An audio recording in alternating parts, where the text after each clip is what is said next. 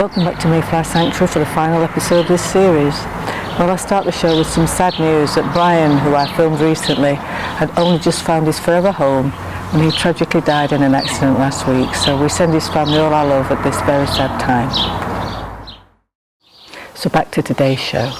Now you probably think the disabled dogs have a very difficult job of finding a forever home, but not necessarily.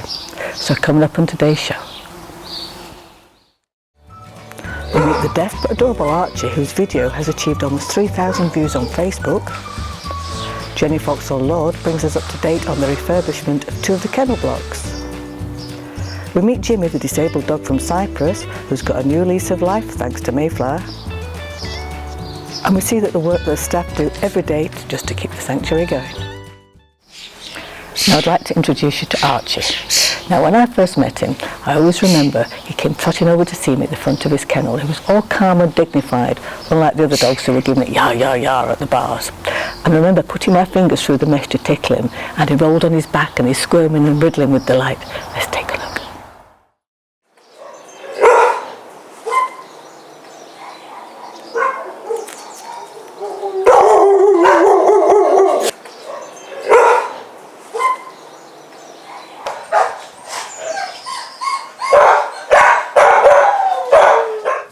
Well, given his very noisy neighbours, maybe being deaf is actually a bonus.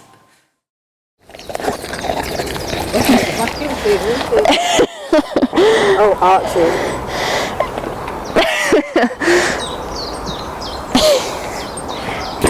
This is Archie. He's 1 year old. He's a Staffordshire Bull Terrier. He is actually deaf. He was brought into us by a lady and man that couldn't cope with him, who didn't actually know he was deaf at the time. Because he is deaf, he's going to need someone who's going to be quite dominant towards him and meaningful, because he can't understand commands properly. It's a case of learning him new ways of doing it with your hands. Archie seems really well behaved with other dogs. He is quite boisterous towards them play-wise. With Archie, I don't think he should be rehomed to children of a young age, maybe more of a teenage age. Not because he's nasty, aggressive, because he's so playful and bouncy. He does a lot of mouthing. So out of his best interests, I would rather him be rehomed to a family with children suitable of the age of maybe from 13 onwards. Because he's good with sitting and things. So for basic sit, sit, sit.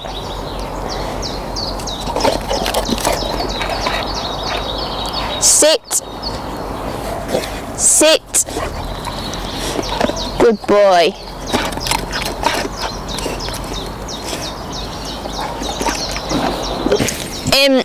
With Archie's training, he's going to need someone with patience and commitment. It is going to take a lot of hard work with him to get him to understand like sign language with your hands, but he's a very, very clever dog and he's really willing to learn. So yeah.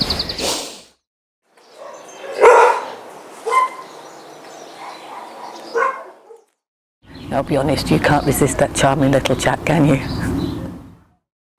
Now, Mayflower has recently undergone some major refurbishment of 2 of the kennel blocks, so I met up with Jenny to tell me how it's coming along. The building work that we're doing at present is refurbishing our very, very first 2 dog houses. They become very tired. We've been here 13, 14 years now, so they had become very, very tired. The underfloor heating had stopped working, and the floors desperately needed relaying. So we've had a grant. We had some help from Adoption for Pets, who've donated half the money to us, and the refurbishment work is halfway through at the moment. I think we've got another 3 weeks to go before they'll be completed. Well, it all goes to make life as pleasant as possible for the dogs as they await their forever homes, doesn't it? Now, all rescue dogs are special, but some dogs are extra special, and Jimmy is one such dog, so this is his story. Jimmy was found unconscious at the side of a road in Cyprus, having been hit by a lorry and just left for dead. He got taken to a local vet's practice where they put him in a coma for a week, and when he regained consciousness, they found he was now paralysed from the waist down. Now, there are no facilities in Cyprus to care for disabled dogs, so Christina Muller, who is a part-time groomer at the vet's, got to know him and spent some time with him. It broke her heart as she just watched him just ignored in his cage day after day, so she decided to try and help him. She and a friend got together to make a video to promote his cause on social media, and also contacted the Mayflower Sanctuary to see if they could help. Let's check it out.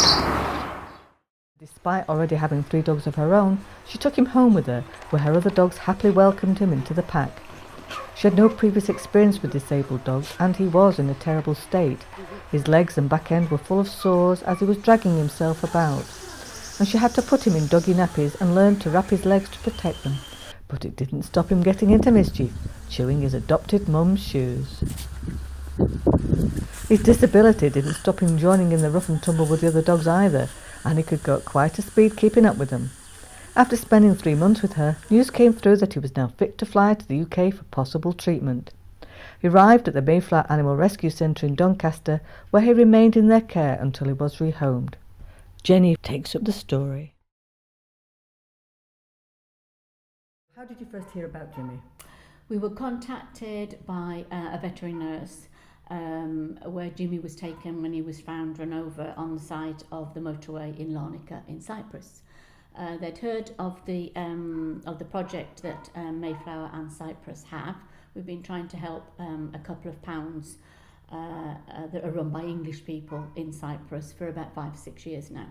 And so she'd heard of the work we do and contacted us to say that Jimmy had recovered from his accident, but he didn't have any sort of future there. And we did hope that maybe we could, we hoped that our vets would eventually be able to do something for Jimmy's injuries.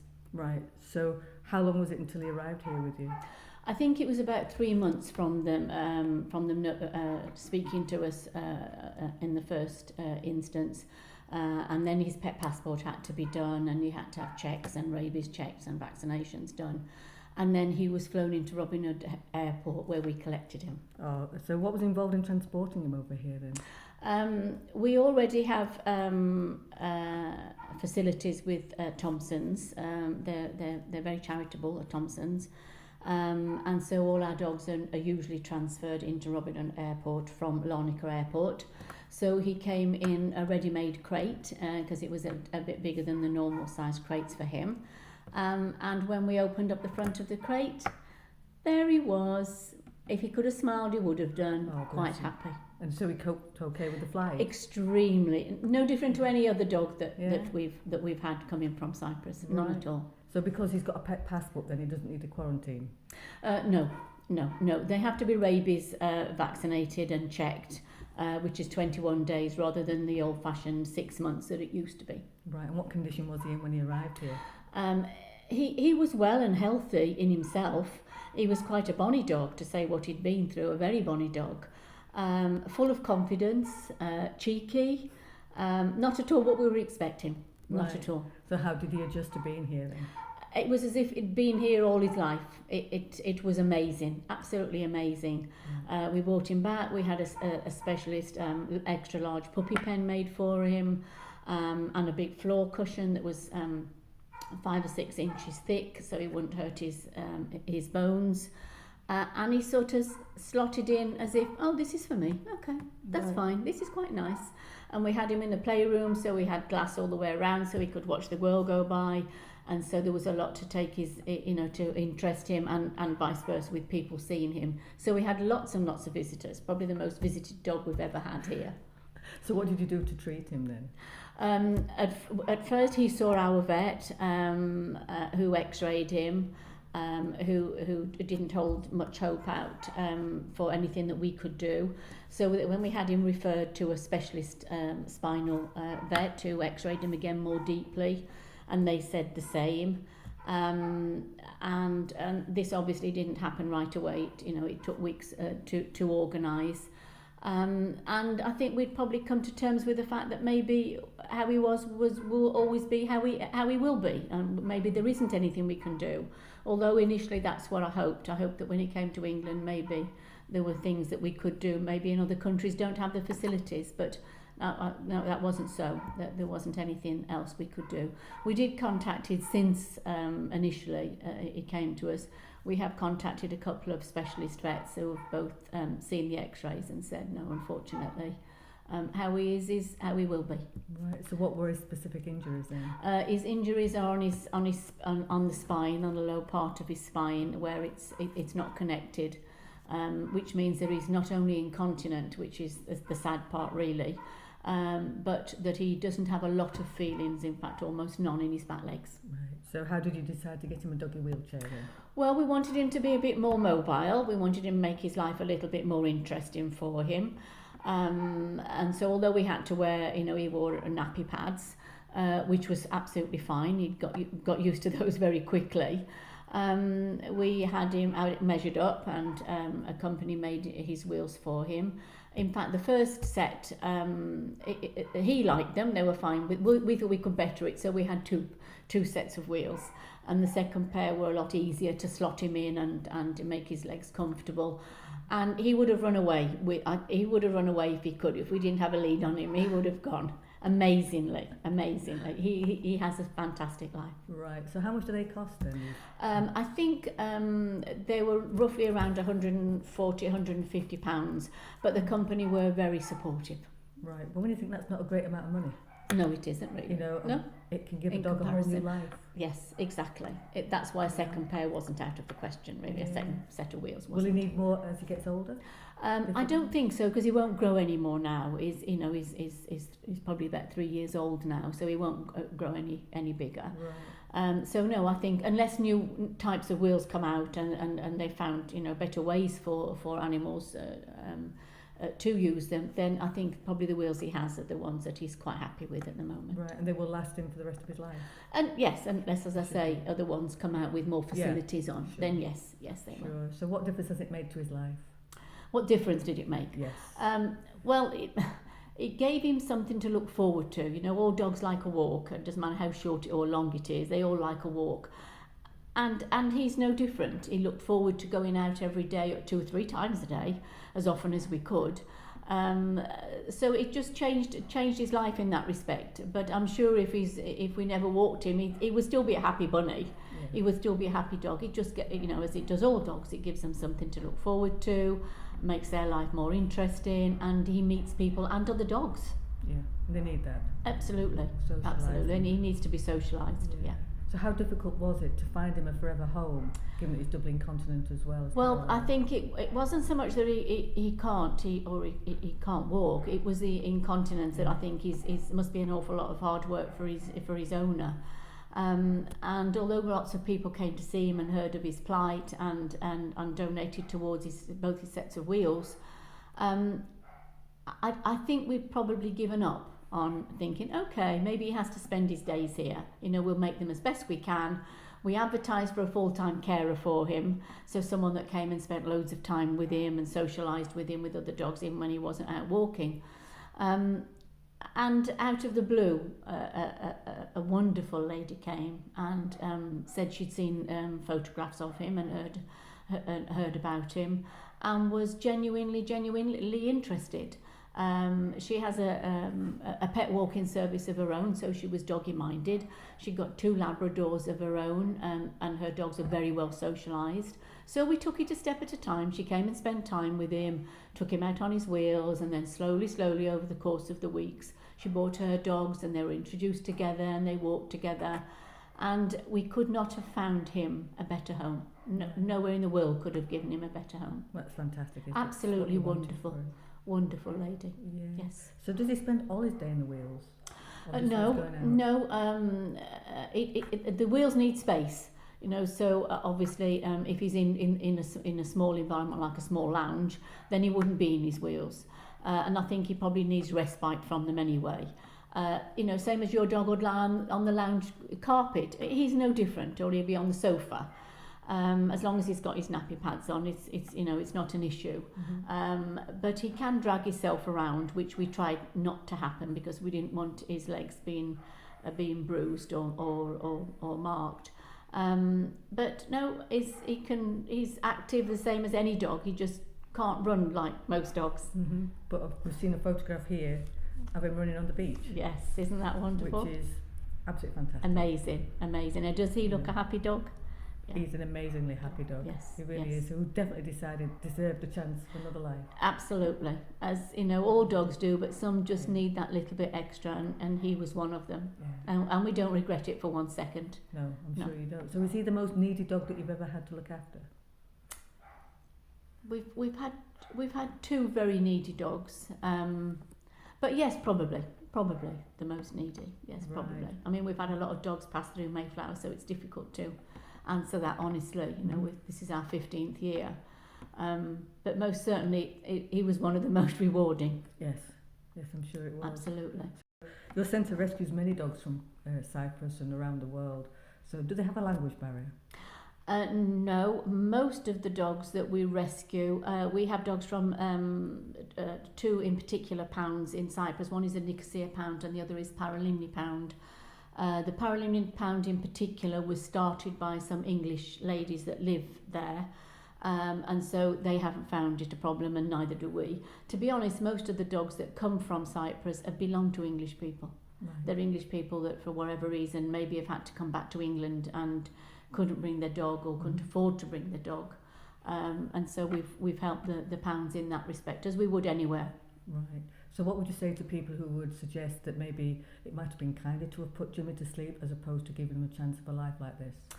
I think people who doubted us should see this photograph. Yeah. Absolutely. Absolutely, it's amazing. So let's see how Jimmy, now called Ollie, is getting on. Well, I got to meet up with Jimmy again today, which is exactly 2 years to the day that I first met him. And he's looking absolutely great, which is down to the love and care of his mum, Debbie. Since she adopted him, he's had holidays, he's been swimming, he's wears designer jumpers and has nights by the fire and has wonderful birthdays and Christmas. Absolutely great. They're an absolute inspiration to anyone thinking of adopting a disabled dog. So what an amazing story and a fantastic success for the care and dedication from the staff here at Mayflower. Now, a massive amount of work goes on behind the scenes every day as the staff care for the cats and dogs. So I asked Tracy to tell me what their routine is for a typical day. Our day starts at 8 o'clock in the morning. We get here and let all the dogs out into their outside runs. And then it's feeding time, noisy time. So we put the dogs outside while they're having their food, so then we can clean inside. It usually takes about 2 hours, 2.5 hours to clean all the kennels. And once all the inside of the kennels is cleaned and all fresh water put down, we let the dogs back in and we clean the outside of the kennels. Then once all that is done, it's walkies time. And we try to get every single dog out every day. It isn't easy some days when we're busy. Then after lunch, the dogs get the free run of inside and outside of their runs for visitors to come round. All the dogs have got to be on show for visiting. Once visiting's finished, it's feeding time yet again. We put all the dogs outside in their runs, and while they're having their food, we're setting their beds up, because they have different bedding through the night and through the day. Make sure all water's filled, everything's clean. Treats are put down, because the dogs need the treats to go to bed with.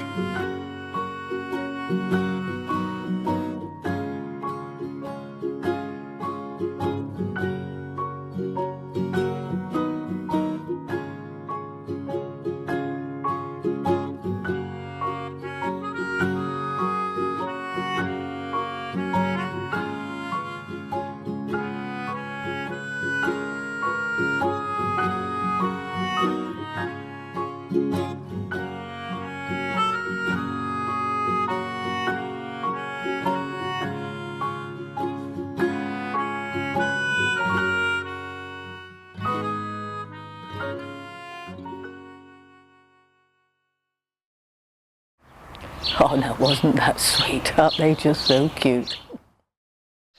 Well, sadly that brings us to the end of the series about Mayflower Sanctuary, so I hope you've enjoyed meeting all the beautiful dogs and the amazing staff who work here. Now, if you're able to offer a home to any of the dogs featured in the series, or any that are currently resident, contact details are coming right up.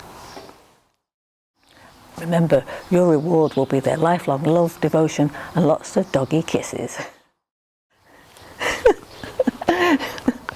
So coming up soon on It's a Dog's Tale, I'm going to introduce you to some owners who adopted dogs from Greece. You won't want to miss it. See you next time.